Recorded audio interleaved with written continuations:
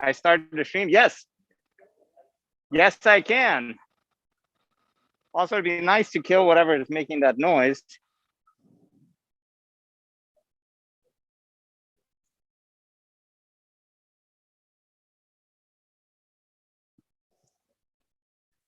Maybe I can't. On this display?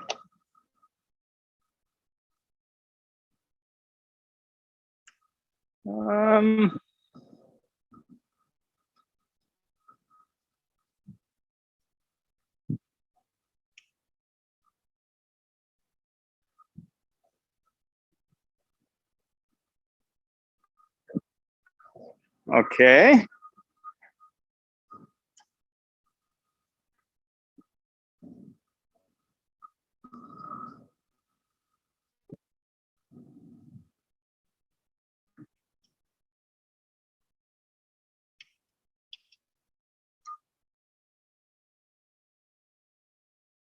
Anyone have any ideas on killing the lights?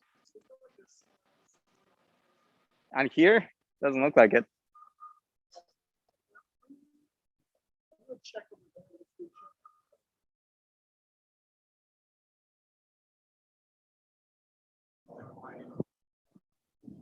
Nope.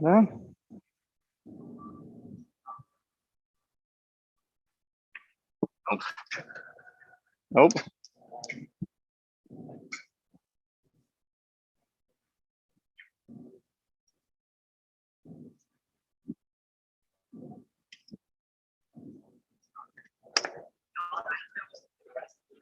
I'm sorry? Oh, it turned off the rest of the room? Awesome.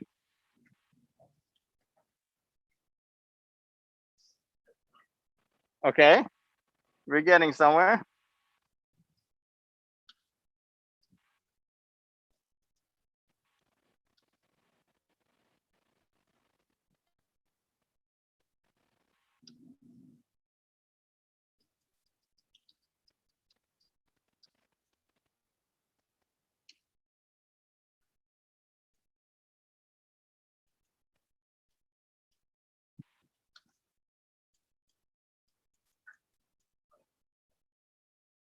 No switch? All right. Well, it's all good. All right, guys, bad news today. This is going to be pretty bright, unfortunately. Unless we can find a light switch. No light switch.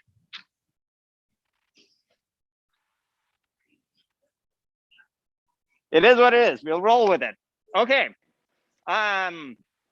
Welcome to Computer System Security.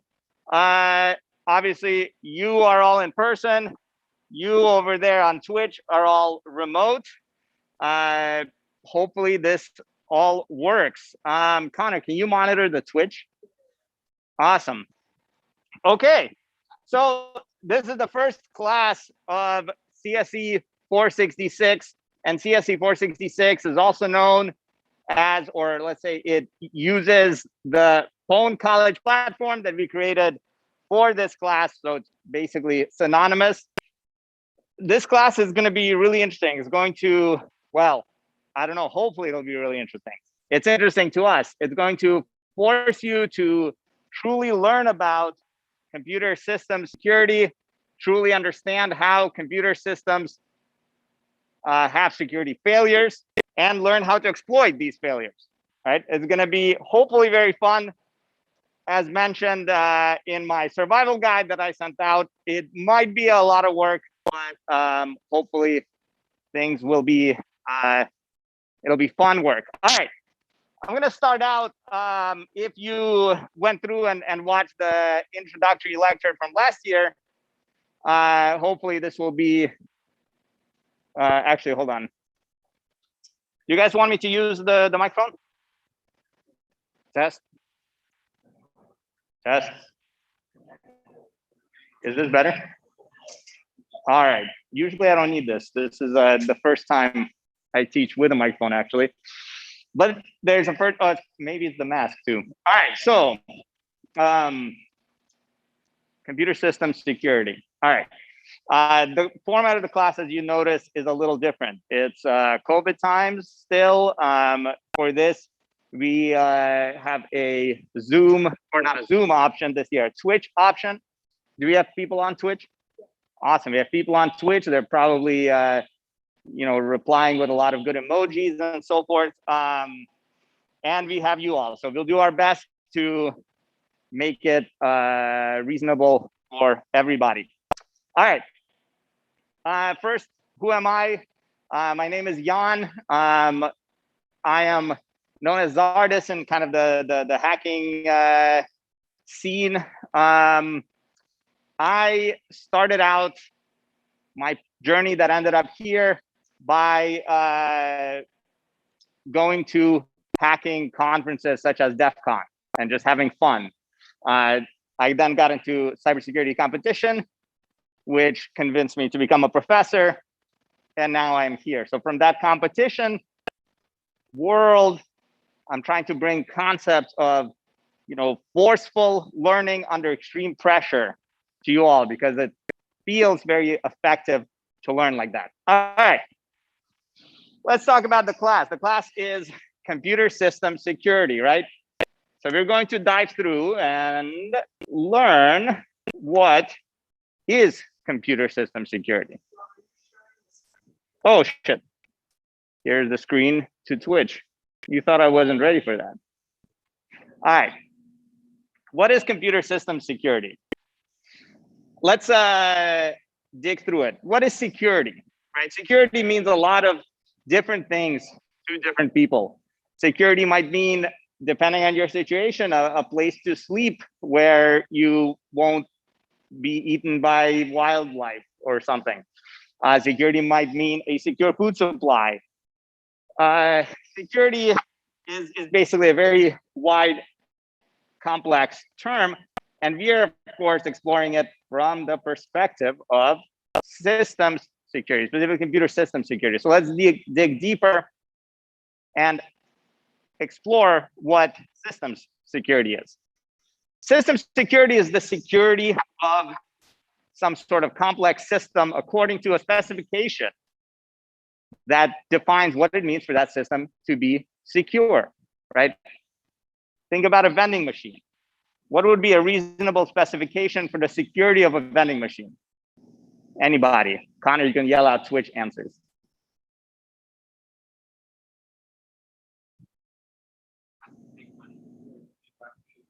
It has to take money before it gives out food, was the answer there. That's an excellent specification. All right, so let's explore the security of this system, this vending machine, according to that specification. It has to take money before it gives out food. All right, imagine you walk up to a vending machine and you want to violate that security property. You want to violate the security of the system. What would you do? Awesome. All right. So you take the thing, you shake it, and you shake the vending machine. It doesn't fall on you, which would be good. And then instead, you dislodge one of the candies, and it falls out of the slot, and you grab the candy. You've just violated the security of this system. You hacked it. All right. So then I'm the owner of the vending machine. I realize that I am losing money, not enough money is coming in to cover the cost of what's going out. So I realize what's going on, and I bolt the machine to the floor. It can no longer be shaken. What would you do to violate it? Break the glass. Excellent idea, right? So you run in, you break the glass shatters, you dig through the shards, get your bloody hands on the candy, and you run away. You once again hack my vending machine. I'm once again losing money. So I revisit the security of this system, and I say, okay, if you're going to be like that, I'm going to install shatterproof glass, reinforced with a steel mesh, so it won't break. How will you violate the security of the system now?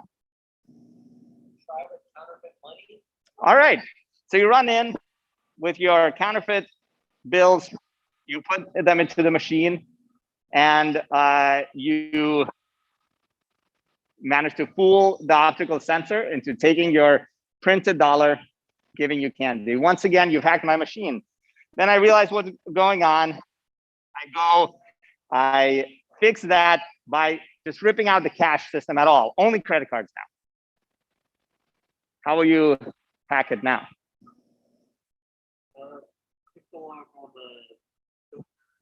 All right, you pick the lock, you open the machine, you grab all the candy. And you once again hack the machine. This is now like, you know, weeks of pain and suffering for me as the poor vending machine operator. But you have the candy still, right? So what do I have to do for that one? I mean, that's tricky, right? Let's say I can invest in an unpickable lock somehow. Those don't really exist. There's a lot of companies that will claim that theirs is unpickable, but not aware of any that have stood up to an actual serious test. Let's say I hire an armed guard to stand next to the machine at all times and shoot people that try to pick the lock. How would you hack that? Shoot the guard. That one dark. I don't think we've ever gone that dark, but let's say that you're not in it for murder, you're in it for candy. You bribe the guard, you share the candy with the guard. Brilliant. So you walk up and you say, hey, I'm going to, you know, share candy. So even by having a dedicated person protecting the security of the system, we've introduced a human element. Now you're bribing people with candy, and now I have to host a second guard to watch the guard, but that's expensive. Let's say instead I put a video camera to watch the guard, like a Nest Cam.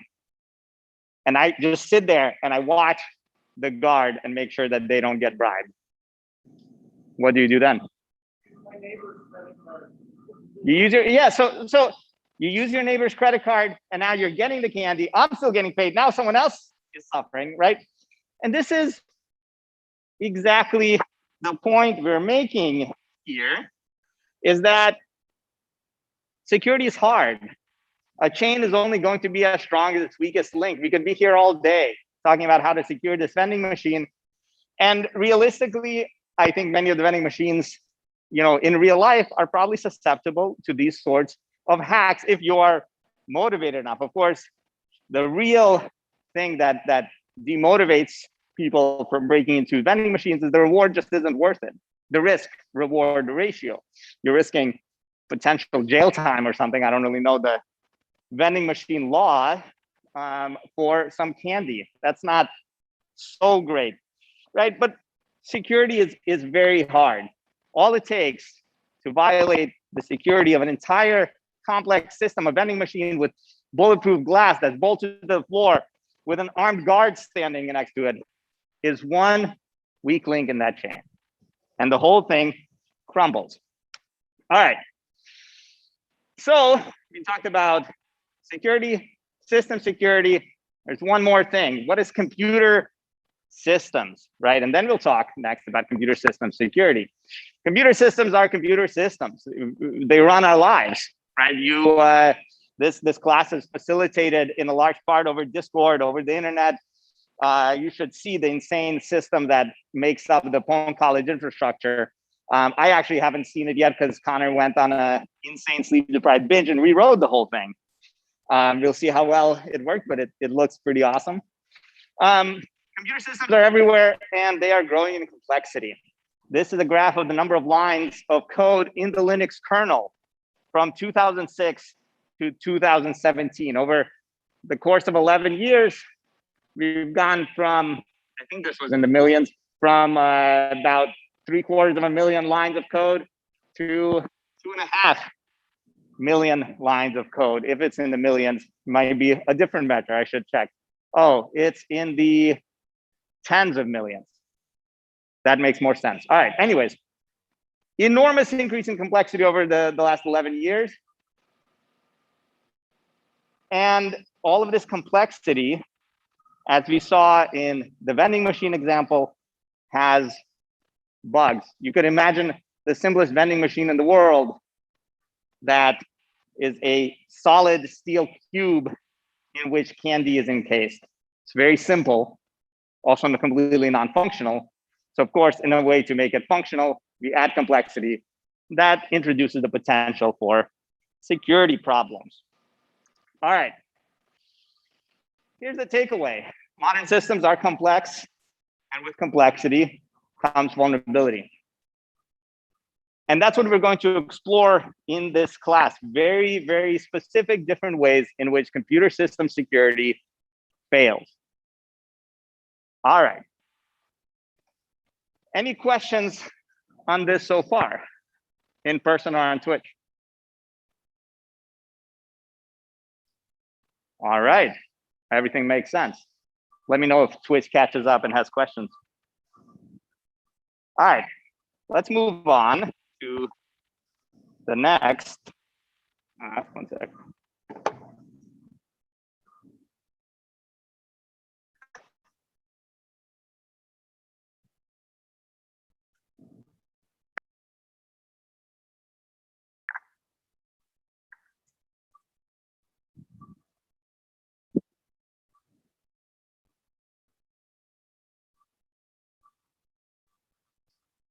Any questions on Twitch in the end? All right, we got a bunch of rock stars here and on Twitch. Everyone is fully tuned in. I like that. All right. What is computer system security? We've gone through the parts of that phrase. Let's look at the whole thing. We're going to talk about computer system security from the perspective of this individual. This individual is not a Muppet. That's a picture of a Muppet, but that is a avatar in a interview with, I think, Vice magazine or Wired magazine. I always mix the two up for some weird reason. Between the correspondent of the magazine, I know this picture is very hard to see with these stupid lights on, and this Muppet, the hacker represented by the Muppet named Finesse Fisher. About 5 years ago, there was a company called Hacking Team. And Hacking Team, in their words, sold cybersecurity solutions to governments and law enforcement agencies that could allow them to ensure the security of their citizens by hunting down or carrying out offensive capabilities against bad actors.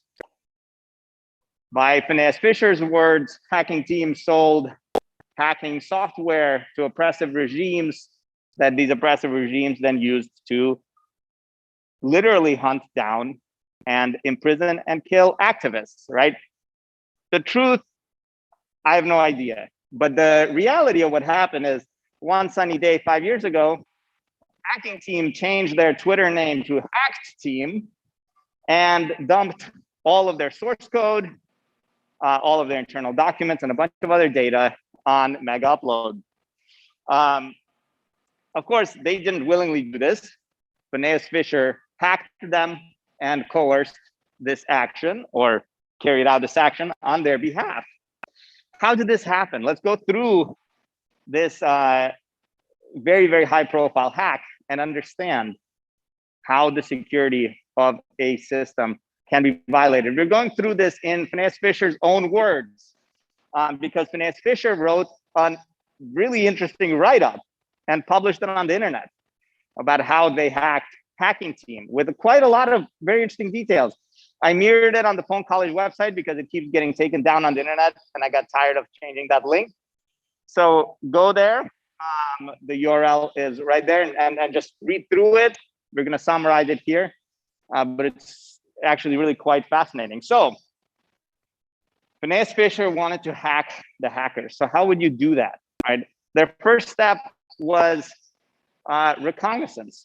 Hacking Team was very careful. They had very, very little network-facing infrastructure because they were security professionals, right? They knew what they were doing.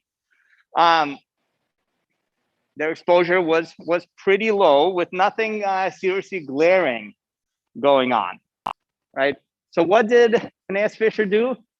Finesse Fisher identified, found, analyzed a embedded device that a hacking team had exposed to the network that, as far as hacking team knew, and as far as the world knew, was secure. Finesse Fisher looked at the software running on that device and identified a zero-day vulnerability previously unknown that they were able to use to get into that device with administrative privileges, to get onto hacking team's network, right? These are quotes from the excerpt from the write-up. A very interesting thing is that in order to make sure that the exploit that Finesse Fisher wrote wouldn't actually crash hacking team's embedded device and lead to the discovery of the hack by hacking team, Finesse Fisher practiced their exploitation chain by exploiting the same device in other companies that were vulnerable to the same vulnerability, right? Which is kind of a crazy thing. So they looked at a device that was not vulnerable as far as anyone knew. They found a vulnerability and they used it to get into hacking team network. And now the dominoes start falling. Next, Finesse Fisher performed passive, slow internal reconnaissance. They had all the time in the world. Hacking team had no idea that their network had been compromised. Finesse Fisher's scanning yielded an unsecure server containing backups of the audio recording system, or containing recording, sorry, of the audio recording system, the security system that recorded all audio and video in the office, which was already pretty bad news, right? But it got even worse. Turned out that on the network was an accidentally connected network storage server, an iSCSI drive, network hard drive, basically, that Finesse Fisher was able to connect to and retrieve the backup of the email server that was being backed up to this backup volume. From the backup of the email server, Finesse Fisher was able to extract a password for an administrator of hacking team's Windows domain, right? And this is now quite bad. With this password, Finesse Fisher was able to install keyloggers on the machines of the system administrators. They were able to use those keyloggers to recover a password into a network monitoring server that was connected to both hacking team's main network and their top secret development network that contained the source code for all of their hacking tools, which Finesse Fisher then stole. And then finally, with all of this data exfiltrated, Finesse Fisher used their control of hacking team's mail server to reset the password of the Twitter account and gloat. So that was quite a hack. This hack more or less wiped hacking team off the map, destroyed their business. It ended the public careers of many people, ruined the reputations of many more, and exposed quite a lot of dirt. I guess it wasn't 5 years now ago, this was 6 years ago now. The crazy thing is Finesse Fisher then rode off into the sunset and has not been caught to this day, despite some other high profile hacks. So what happened? Again, chain is only as strong as its weakest link. And that weakest link was an embedded device 0-day that Finesse Fisher discovered on their own in an otherwise secure system, right? And that led to the complete compromise and essentially destruction of hacking team's business. There were many other weak links down the chain, but honestly, if it wasn't for those, there probably would have been others. Think about your own networks. Think about the systems of the companies you work at, or systems you come in contact with at ASU or otherwise in your daily life. If you were hacking team, would you run your networks differently? Their networks, their security practices were quite good. But you can't have perfect security practices. A perfect security practice is a piece of candy completely encompassed by a steel cube as a vending machine. Perfect security practice makes for unusable systems, and hacking team needed to get work done. So that's the takeaway. There's this attack defense asymmetry, right? Another way of saying it is that the defender has to win every time. The attacker just has to win once. That's why defense is so hard. And that's what we learn throughout very, very many different angles of exploitation in this course. All right, any questions on Finesse Fisher's attack on hacking team or computer system security? How's Twitch doing? Good? Awesome. Let me adjust this a little. Oh. Cool. Is anyone complaining about audio issues online? No? It's all good. Wow. This is beyond what I expected, but that's awesome. All right. So, of course, we just talked about a massive hack. Let's talk about the ethics of it, right? Because I'm not here to get you all to go to jail. I'm here to help you. All right. So, what are the ethics of the hacking team hack? Was Finesse right? Were they wrong? Thoughts? I think like finding it today is so fine, but I had exploited at the end of the day with a keylogger, you can still go to jail for that, even if you're no matter what. So you think that with exploiting a 0-day, you're legally in the clear? I do not think that if you're talking about the law, the moment that Finesse Fisher entered the network of hacking team, they were breaking it for sure. The keylogger was just an extra thing in a long list of reasons Finesse would get sent to jail. Yes.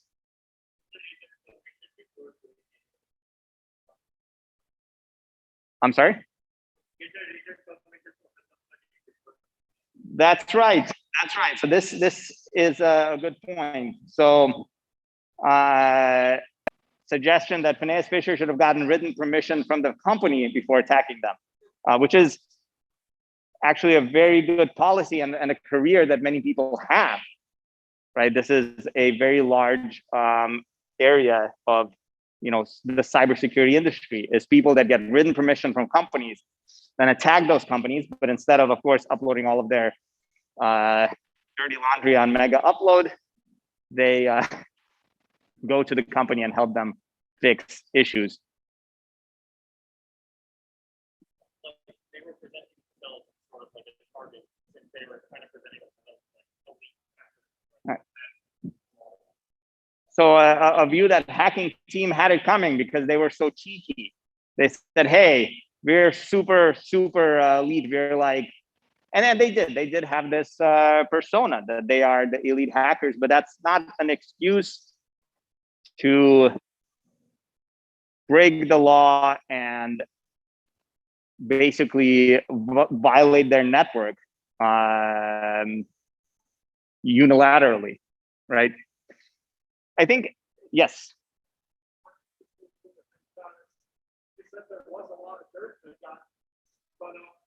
Yeah.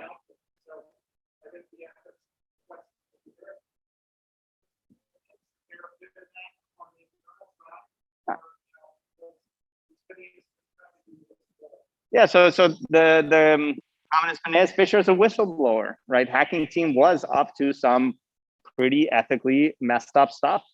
Is it then ethical to fight back? That's a very complex question that the official stance that we have to take as members of society really is that vigilantism is not ethical, right? But then, of course, everyone's a big fan of Batman. And Batman is like Finesse Fisher in the physical world. He lands on, crooks that steal handbags and he just beats the crap out of them in a similar way that Finesse Fisher did to Hacking Team. I think in the end, what you can stick to, what is very, very clear, is the law, right? And a good start for ethics is to make sure you're legally in the clear. Now, this isn't sufficient from an ethical perspective because you can be legally in the clear doing some pretty screwed up stuff, but it's a start, right? So let's go with a ground rule. Don't do anything illegal, right? What does that mean? That means don't break into people's systems unless they've explicitly given you written permission to break into their systems. And keep in mind, there's also certain things that people can't give you written permission for, such as, murdering the guard, as someone said. So if you don't own or don't have permission to audit a system in a security way, don't do it. It's just not worth it, especially, just some random system and you think, oh, there should be a vulnerability here, and you just start messing around with it. It's very easy to blow your entire future career because you can get into serious trouble from that. So how do you practice, right? Well, you practice through a number of means. One is you can run a server for yourself to hack, right? Set up your own server, hack it. That's very effective. In some sense, when Finesse Fisher found the zero-day vulnerability, which I think, Anane, was what you were trying to get at, when Finesse Fisher found and developed the exploit for the zero-day vulnerability, they were doing nothing wrong because what they'd done is acquired the source code of that device, presumably through legal, or not the source code, the software running on the device, presumably through legal means, and security audited that software. That was legal. What was illegal was launching that exploit against Hacking Team. So, alternative, little caveat. Some people, some companies, some products will allow you to hack them. They say, hey, anyone, if they want to, hack us. But tell us about it. If you find anything, and we'll pay you money. These are called bug bounty programs. We'll talk about that at the end of the class, about next steps after this class. You can become an academic and get some limited exceptions, especially in digital rights management. So I've done some research into breaking digital rights management, research that would have been illegal if I were not an official security researcher. And another way to practice your hacking skills is to become part of the hacking community, competitive hacking community. ASU is a big actor in the competitive hacking community. I mentioned that's my background. ASU has the ASU Hacking Club, formerly known as the Pwn Devils. If you want to go check out their website at asuhacking.club, you can get involved. You can apply the skills you learn here to cybersecurity competitions and build a name for yourself in the community, hit the ground running when you graduate. ASU has also in the past been, the head of the organization team for the World Championship of Hacking. So with the Order of the Overflow, whose t-shirt I'm wearing, we ran the World Championships for 4 years. It was a great bunch of fun. Our last World Championship that we ran was earlier this month. Good stuff. And actually, was anyone at DEF CON other than Connor? Oh yeah, awesome. So Anane was on the CTF floor, Connor was on the CTF floor, and someone was at DEF CON. Great, cool, all right. So that's the hacking ground rules, regardless of what you feel about Finesse Fisher and vigilantism and hacktivism, as it's called. Don't do anything illegal and really strive to maintain ethical integrity. That is what I would really stress. Be careful. All right. Any other thoughts, feelings on cybersecurity ethics? Cool. All right, so that's kind of the three introductory pieces of material I always try to get through right at the beginning. If you want to rewatch this, of course, we'll put this VOD up on YouTube. And now let's talk about the class. We have 15 minutes. Do we? We have 30 minutes, right? Perfect. All right. Let's do it.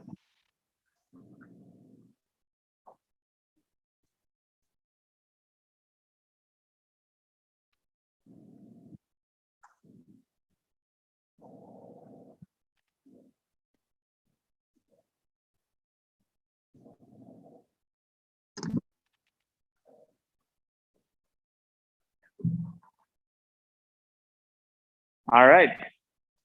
Talk about this course. Let's see if I can use this mouse as a clicker so I don't have to walk back and forth.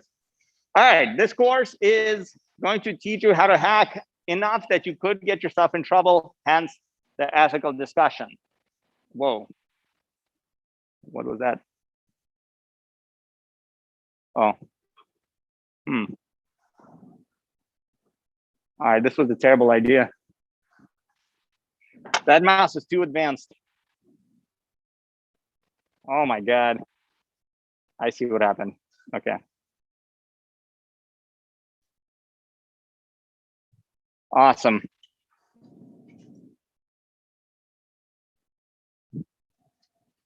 Computers, how do they work? What the hell? This mouse is like, okay. I see what happened. So this mouse has a smooth glider for the scroll, and that is very, very sensitive to being moved. All right, so computer systems security, CSE 466, infamous as a very, very hard class.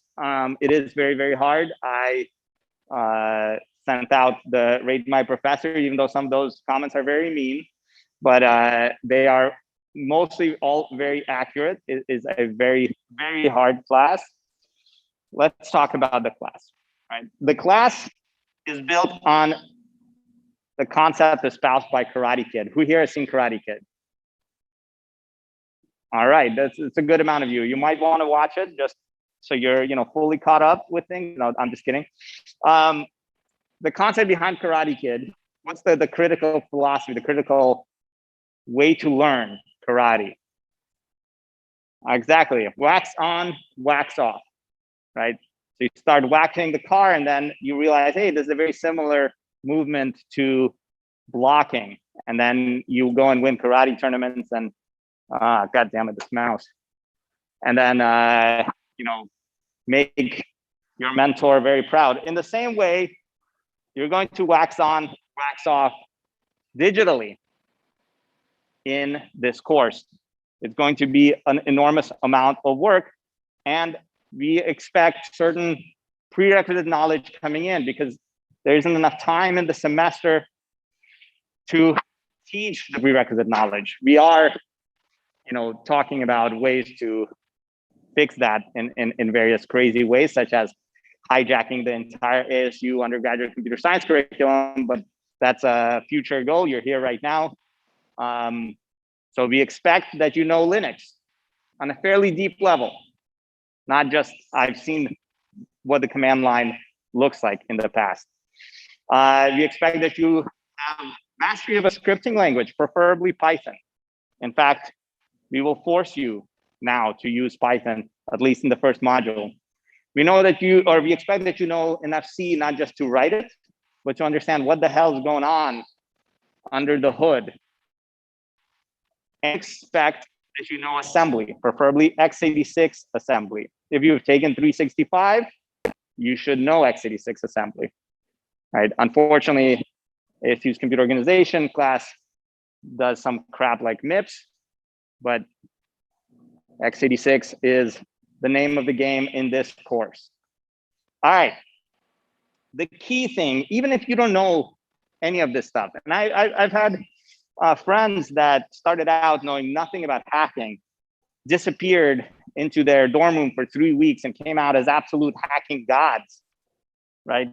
As long as you can learn things very quickly and with a very high degree of autonomy, you'll be fine, but it'll be a lot of work. All right, here's our tentative schedule. We're going to hit the ground running and move fast. Tonight, we're launching the first module, which is interacting with programs, right? That module is going to teach you how to interact with programs in Linux. It's going to build a foundation for the rest of the class. It's new this year, so maybe if there are issues, please ping us on Discord and we'll take a look very quickly. It consists of 140 challenge problems. 140. It's going to be fun. Next Tuesday, we're launching program abuse, which will consist of probably 50 to 80 problems. Both of these modules will run concurrently until shellcoding hits, but they're all due on the 31st. Once shellcoding hits, we go full steam ahead. Roughly a module a week. For some harder modules, we go for a week and a half. After shellcoding, which is the crafting of specific binary code to accomplish an attacker's goals, we go into sandboxing, breaking out of security sandboxes. Reverse engineering of binary code, that's 1.5 week module. We'll go through the exploitation, the triggering and usage of memory corruption vulnerabilities, 1 week module. And we'll put it all together into an end-to-end simple exploitation. That's going to be a 2-week module, which will encompass fall break. All right. Then we'll tackle return-oriented programming, 1.5 weeks for that. We'll do dynamic allocator misuse, flaws resulting from that. That's going to be 1 week. Going to do race conditions for a week, kernel security for a week. We have a new module. You may have heard of vulnerabilities such as Spectre and Meltdown. We're going to dig into those vulnerabilities in November for 1 week. And then we have an advanced end-to-end exploitation module that will span 2 weeks. And depending on the exact difficulty of it, could also, serve as our final exam if we need to make that happen to give you extra time. All of these, with the exception of program interaction, which is due at the beginning of shellcoding, every module, the challenge problems are due at the beginning of the next module at 4 p.m., 30 minutes before class starts for the next module. Now, what happens if you don't finish the problems by then? No worries, they remain available. They're just worth half points. Any scores, any flags you submit, any challenge problem you solve after the deadline are worth half points, which is actually not that bad, as we'll talk about in a second. Grades are due December 13th. The grading is all automated, et cetera, et cetera. We do need some time to move it to different spreadsheets and fight with systems and so forth. But we are giving you up until the night before, the end of the night before the final grade deadline to finish up any challenges that you're late on to pull up that grade, right? So that is the trajectory for the rest of the class. Now, historically, we have had to slow down, speed up, etc. This schedule is in line with how much we slowed down and what we slowed down for last semester. So I'm pretty confident that we'll be able to run with this schedule. If you have to slow down, you might have to cut something. Probably what would get cut is the architectural vulnerabilities new module. But hopefully we'll be able to keep this pace and learn a lot. All right. What are all of these modules? Well, each module introduces one topic. It'll have a lecture introducing that topic and lectures going in depth. The lectures for module 1, program interaction, are now live on YouTube. Go view them. Connor, did you add the lecture to the dojo? Yeah, awesome. Connor will synchronize them across all of the various information sources for the class. So you have a lecture going, introducing it, lectures going in depth. Usually we have an example of a real world systems compromise arising from the concepts that we're covering. Of course, this first module is a very introductory one, even though, although I do talk about some security implications. And then we have practice challenges. As I mentioned, the practice challenges for program interactions, there's 140 of them. These are challenges following a similar theme of gradually increasing complexity. All right. Oh yeah, that's right. Practice challenges. So modules won't all have 140. Actually, most have closer to 20 or 30, right? We want you to know very well how to interact with programs. There's 140 of those challenges because this program interaction is going to pay dividends for the rest of the class. Being able to programmatically work with input and output, different types, different environments, et cetera, is going to give you a big leg up in the rest of the course. All right. I mentioned challenges launch during the class at about 5:30. So that's in a couple of minutes. They're due at 4 p.m. right before the beginning of the next module. Exception for this first module, it'll be due in like a week and a half at the beginning of the shell coding module. And you can still finish problems for half points. All right. This class is very hard, and people were driven to desperate lengths to stay within the bounds of last year's collaboration policy, which was started out as essentially don't, and then shifted to don't collaborate outside of class hours, and then all hell broke loose. This year, we're trying something new. We're a kinder, gentler pwn.college. Do collaborate, but there are some don'ts. If you want to collaborate in real life, go for it. If you want to collaborate online, you have to do that on the pwn.college Discord in the public channels there. Go crazy to an extent. Don't share complete or nearly complete solution scripts. Don't share flags. The flags are specific to you. And when you share flags, we immediately get like all sorts of alerts. Special agents are dispatched to your location. It's just a bad news.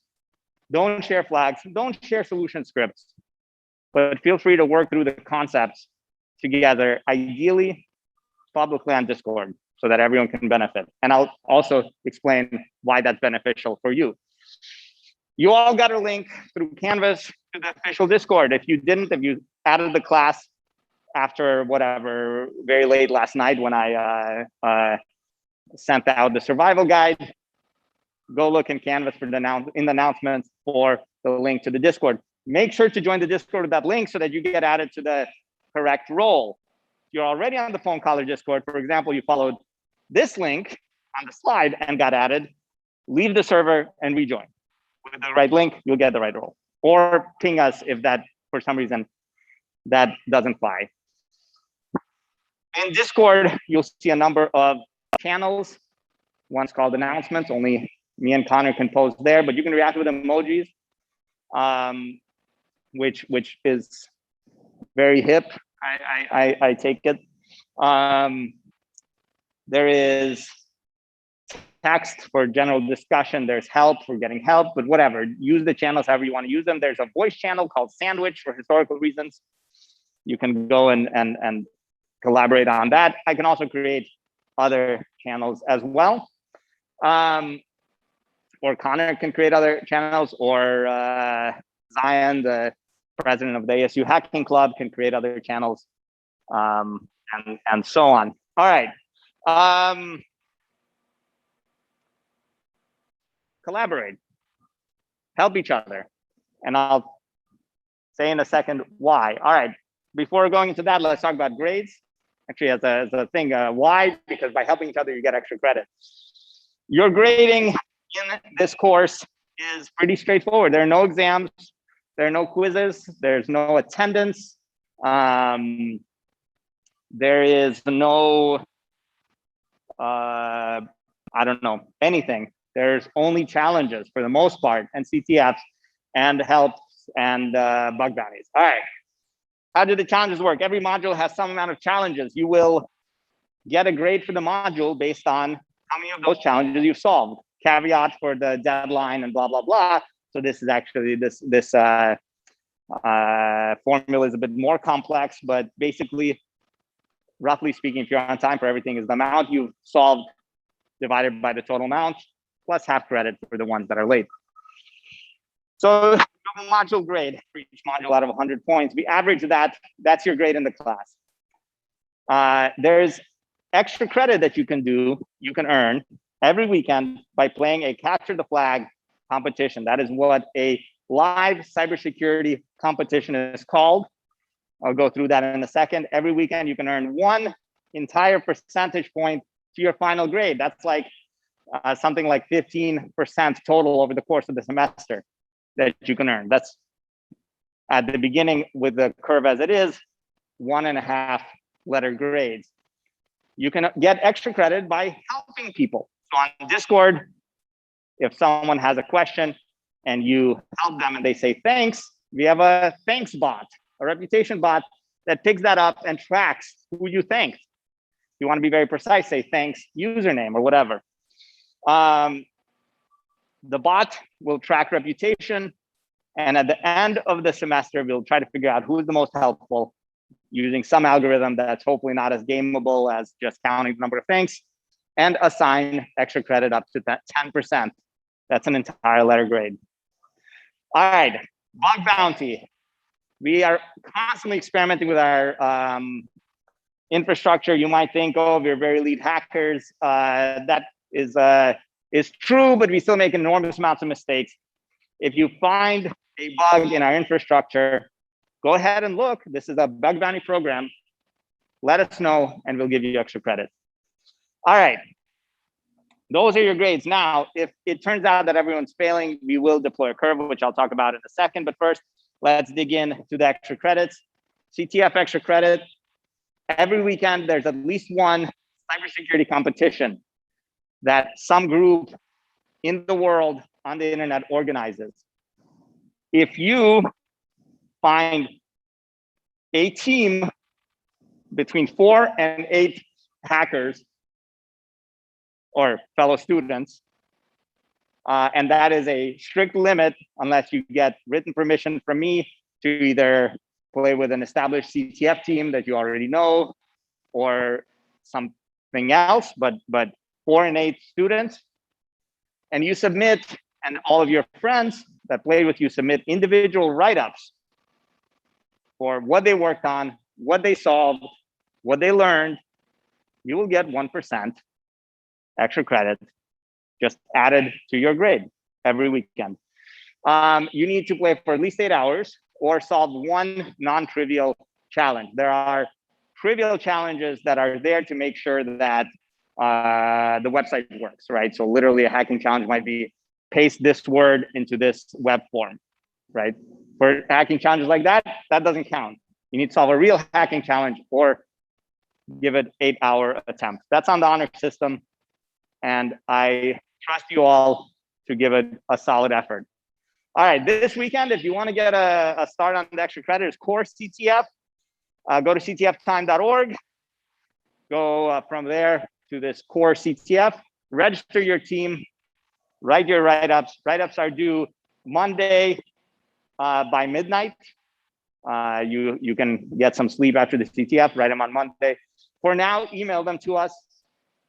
We'll try to get a better submission for write-ups and some sort of a, so that you can track that we receive them and so forth in the next couple of weeks. All right, that's CTF extra credit. Your help for extra credit, as I said, someone thanks you for help, we track it. At the end of the semester, we'll run something like PageRank and figure out who the most helpful people are and give you between 1% and 10%, right?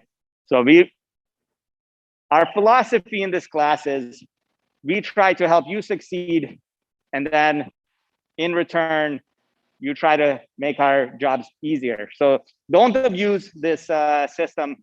If the help system isn't abused, then it will be much easier to give everyone, many more points of extra credit. Awesome. All right. Honors contracts. There are people that want to get honors credit for this course. I don't really know what that is necessarily. You'd be surprised at how little professors know about the intricate administrative stuff, but I hear this all the time. Can I do an honors credit? Yes, you can, or an honors contract. The honors contract for this course is for you to solve 42 non-trivial CTF challenges during the weekend CTFs in the course of the semester. This will also get you quite a lot of extra credit points, but it's much more than the normal. So if you want that, shoot me an email and we'll go with it. All right. Now I mentioned a curve. For reference, I'm showing you last year's final curve to reduce stress and frustration. Last year, 82% was the cutoff for an A-. There are minuses and stuff for the lower 2 and higher 2%. It doesn't matter. The A+ cutoff did not change last year. It will not change this year. It's 99%. For an A-, 82%, that is a 17% spread. All the rest of the grades were a 15% spread. So a B was a 67, a C was a 52, a D was a 37. And then there were a bunch of people that either didn't show up or et cetera, et cetera, et cetera. All right, and this is the grade distribution. Very few people last year failed the class. Now keep in mind, we started with 209 students and we ended up with 118. So we had a drop rate of almost half. I mean, getting close to half. Now we're starting with 150 something. Maybe people are scared. I don't know. But starting with 150. So if no one drops, then maybe those numbers will be higher. And I hope everyone powers through if they're ready. All right. The most common grades, as expected, were B's and C's. There were very few D's. And these two, EU and EN, is like people that literally didn't show up or stopped showing up, right? So if you keep pushing through, I think this class is doable.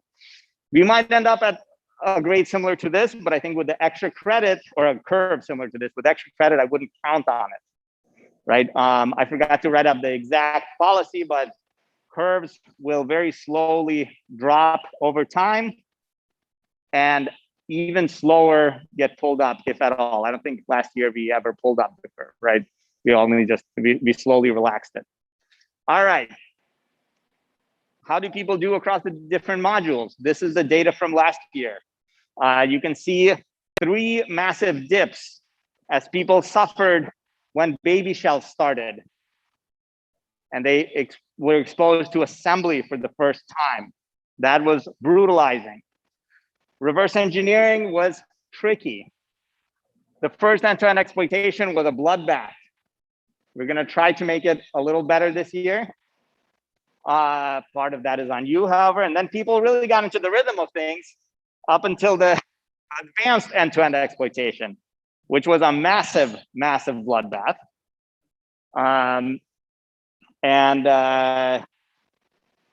Yeah, we'll try to make that better as well. So just for your kind of information on what to prepare to spend additional time for, et cetera, this is that. All right, now, let's say you power through you're all excited. You go and you do great.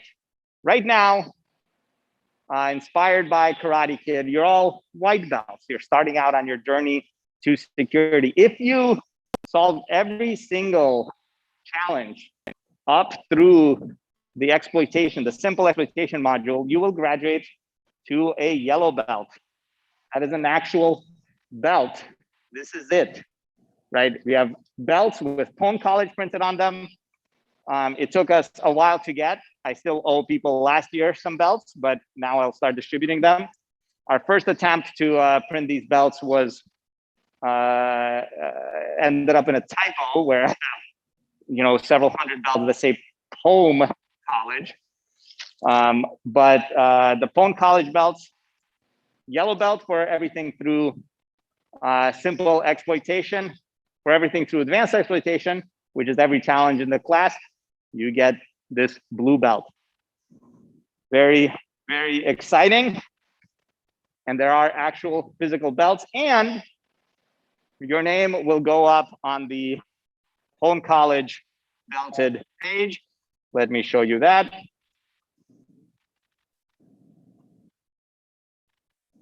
Oops. 1 second. All right. This is everyone who has gotten belts. You have your handle, you get to put an emoji, your website, your email address, your name for some people. It's fun stuff. All right. Awesome. So, belts. All right. Relevant times.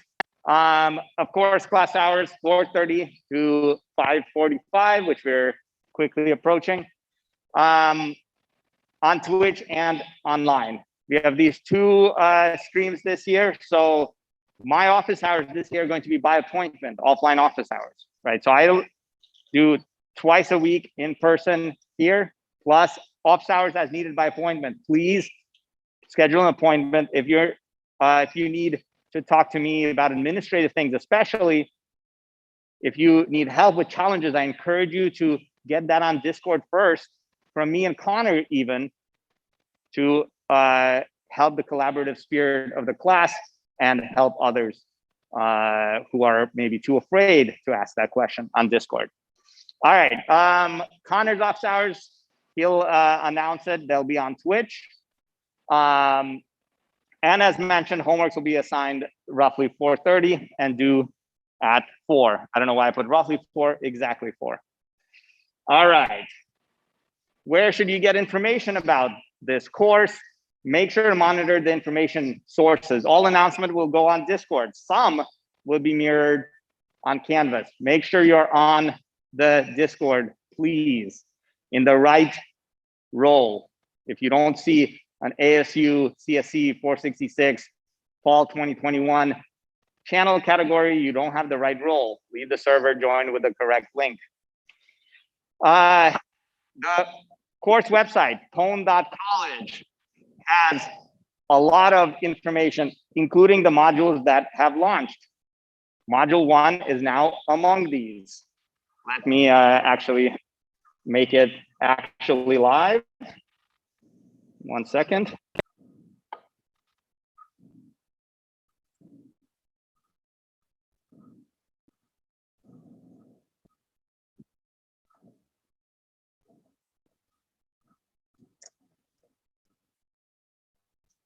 Oh, did you already put a link to the dojo? Okay, awesome. So module 1 is now live. The race is on.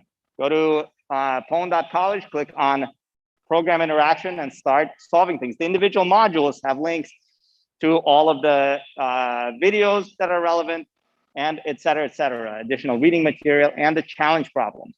The critical thing is the challenge problems. All right, I'm going to show you, actually, we'll finish up these slides and then maybe Connor will run through a very quick demo of the interface. You can figure it out, but first I will say, this class is gonna be hard. Please make sure you're ready. If you have a lot of trouble with this first module, if it's really hard, not If it's tedious, that's one thing, then we fucked up the module. But if it is truly, truly hard and you're struggling with this, reconsider if you are ready for the class. This module will have the most challenges, but will be by far the easiest module in the course, right? By far. All right, cool. Connor, do you want to go up and show? Yeah, I mean, feel free to leave. Of course, the Twitch will be put up on YouTube shortly as soon as the VOD is ready. You can watch it there, and we'll also upload a how to use the infrastructure video later.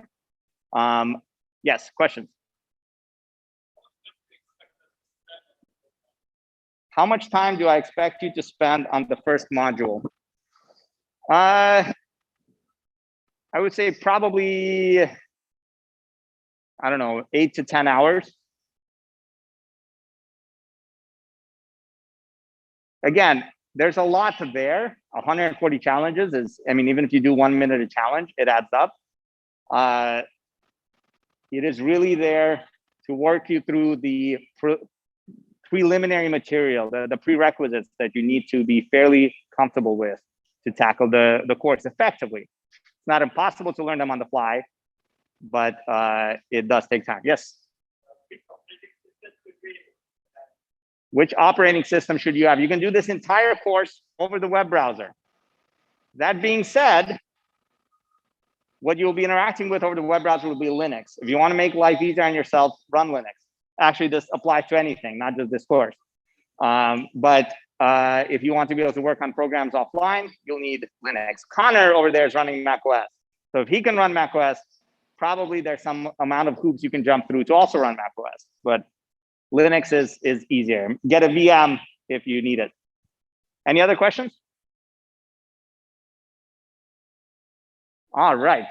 Connor, you want to? Yeah, this is the brother. We'll just do a 2-minute demo. So if you go to dojo.pwn.college, right? Okay.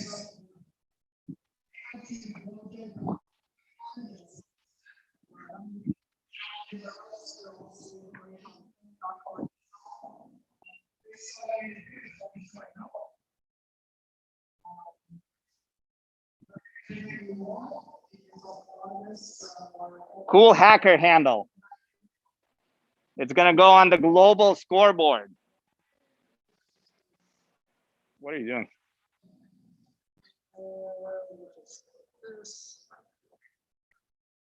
And please use your ASU Right email if you're an ASU student. That'll make it much easier for us to grade you afterward, or possible for us to grade you. Actually, I just realized you need to speak near me so that you can be heard on Twitch. Do you want to just commentate or something? All right. So Connor loaded up the challenges here, dojo.pwn.college. Here's module 1, program interaction. You better hurry, Connor. I'm running out of batteries. All right. He went to module 1. He extended the challenges. He's going to start this challenge. There's a missing lecture, Connor. All right. So he started the challenge. It has now started. He's going to go to the workspace, which will load up the terminal, file editing, and so forth. This is a locally College run instance of VS Code, where Connor is going to open up a working directory. Now, all of this is happening inside College, inside your personal environment that you get to keep and persist throughout all the challenges. And here is our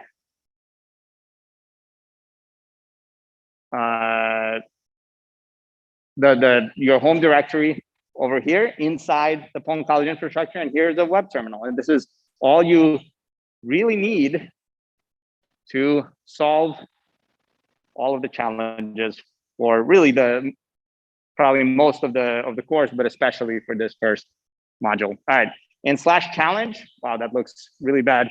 It's hard to see, but in /challenge, there are the files that are the challenge files. Yeah. And if you run /challenge/embryo IO level 1, you can get started. The first one is very easy.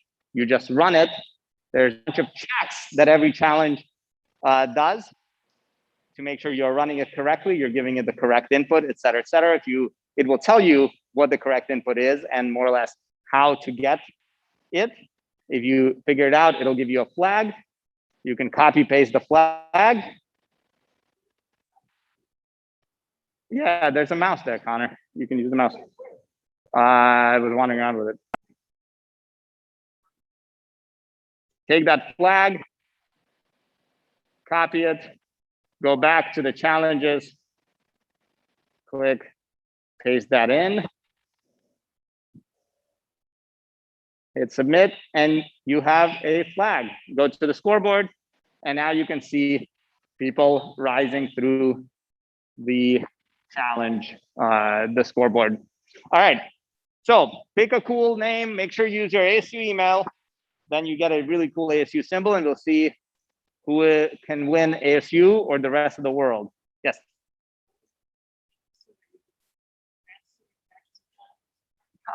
The question was, is there a way to automate it so that we can batch submit flags? Yes, almost certainly. There's like a REST API backend, but that'll be up to you to see what request it makes. Yes.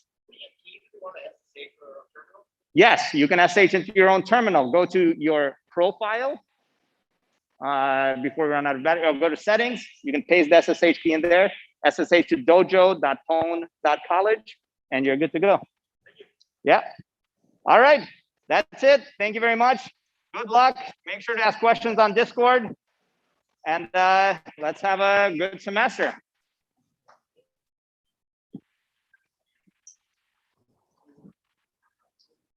See you all who's on Twitch. Get on the Discord.